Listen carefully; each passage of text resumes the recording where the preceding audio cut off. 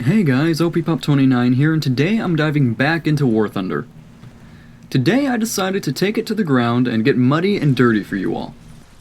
Today I wanted to play in and review the Russian KV-1. This brutish machine is one of the first Russian heavy tanks you unlock in the tech tree, and it is one of the most formidable tanks in lower tiers. Sporting a pretty good 76mm cannon, the KV-1 has penetration values of up to 135mm with its APCR shell.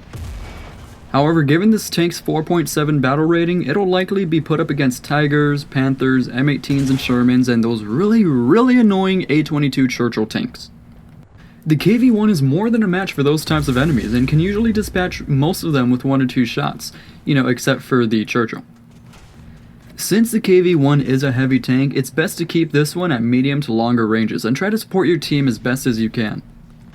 The turret traverse on this tank is very slow, so if you ever find yourself in an urban environment or if you're being circled by a faster enemy, it'll be really tough to get your turret on target.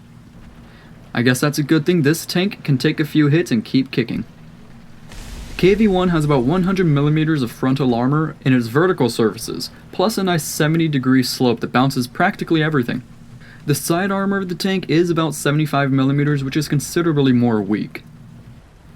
But the good thing about the KV-1 is that 75mm is reinforced by about another 100mm of solid Russian fuel tanks. Hitting KV-1 on the side might set it on fire long enough for you to keep peppering its turret, which I'll get to in a bit, but this thing will not blow up. The fuel tanks inside of the tank act as even a kind of spaced armor. This makes heat shells practically useless, and they'll even eat most of the shrapnel from APCBC shells.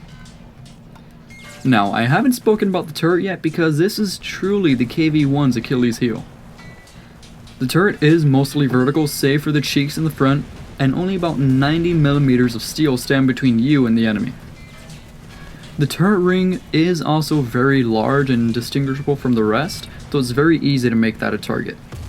Now, if you add all of that, plus the fact that there's ammo in the back portion of the turret, and anyone that knows where to aim can likely destroy the tank in one hit with the right shell type.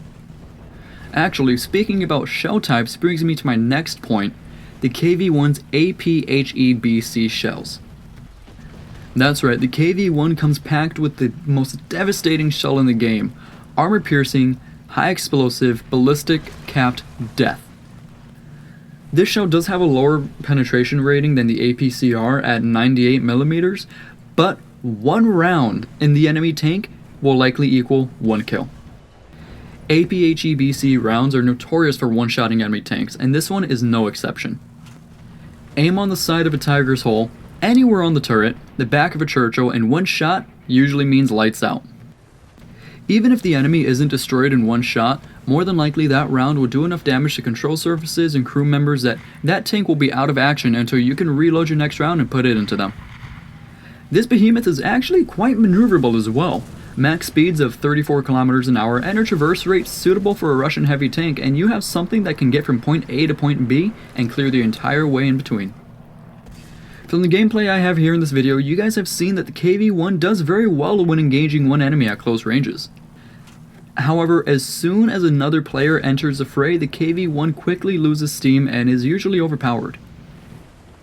And I think that's a good stopping point for this War Thunder review. I hope you guys enjoyed it, and if you did, let me know by hitting that like button.